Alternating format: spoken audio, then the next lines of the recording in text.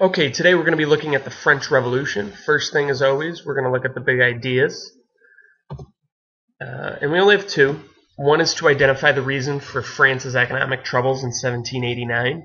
And the other one is the big unit idea of identifying the causes and consequences of major political revolutions. Obviously, the French Revolution is a major political revolution. So we need to look at France in 1789. And like many European countries at this time, France is socially divided. It has been for many, many years since the Middle Ages, and it's going to be separated into different social classes. Obviously, at the top is the king. The king holds 90% of the power in France, pretty much unlimited power if you think about it. And then the rest of French society is divided into what they call estates, and there's three estates. The first is at the top, and it is the clergy, the church leaders. The second estate is nobility. These are landowners that have been passed down generation to generation. And the third estate was the rest of the people. So this is the biggest estate, yet it holds the least amount of power. So let's look at each a little more in depth. The first, like I said, is the clergy. They hold about 10% of the land. They're not taxed by the government, and they do provide some services to the poor, but they also have become extremely wealthy from collecting fees over the many, many years from people.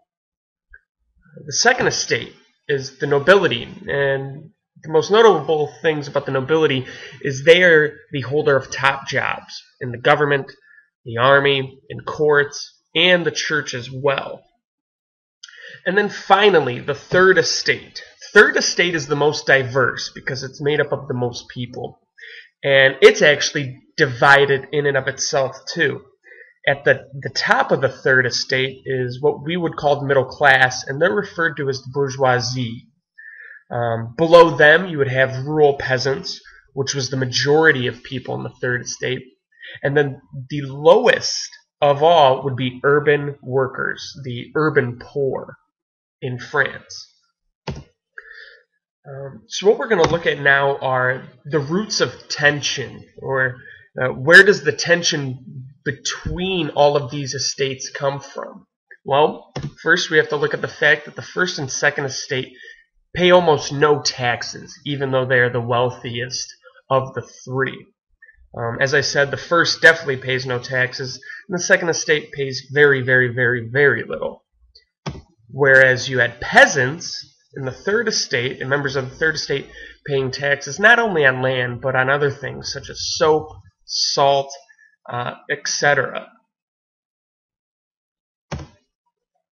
The next thing we have to look at is France's economic condition at the time.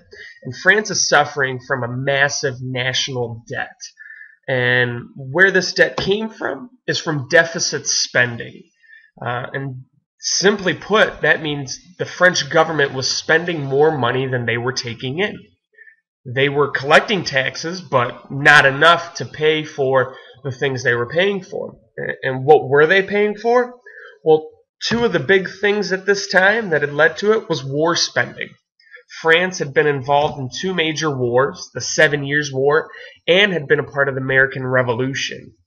And so what happens is the government borrows more and more money, building up this national debt. One of the other things we need to look at too is France also suffers from a series of bad harvests. And what this does is, since food is being produced less and less because of the bad harvest, the price of food increases, which obviously hurts the poorest members of society because they're almost unable to afford loaves of bread. It's that bad. Finally, today what we're going to look at is in 1788, France is looming on bankruptcy, and King Louis XVI is going to call the Estates General. And what the Estates General is when members of each of the three estates would get together, and you could think of it acting as the Congress. They'd vote on things, even though the amount of power they really had was questionable because the king was so powerful. So each estate would send representatives, and they usually would vote separately. And what this usually meant is the first and second estate always outvoted the third. So what the third estate wants is to meet as a whole and count votes on an individual basis by head to make sure that everything's going correctly. And in 1789, June of that year, the third estate is going to do something very daring. They're actually going to declare themselves the National Assembly, meaning they are saying, we speak for the people. Well, what happens mysteriously is a few days later, the National Assembly Hall where they're supposed to meet is locked. So they actually go over to an indoor tennis court and meet there. And it's there, as you can see in this picture, where they make their famous tennis court oath. And all the oath is to never separate and to meet wherever the circumstances might require until we establish a sound and just constitution. So this was their oath to the people, mostly the third estate people, saying, we are going to do whatever it takes to write a constitution that is fair. For too many years, most of society has been, been at the bottom, been treated poorly, and we need to change that. So that is the tennis court oath.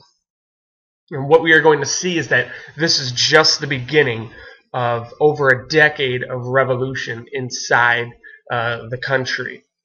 So if we look back at our big ideas, the first was to identify the reason for France's economic troubles in 1789. We talked about that. And to identify the causes and consequences of major political revolutions, in this case, the French Revolution.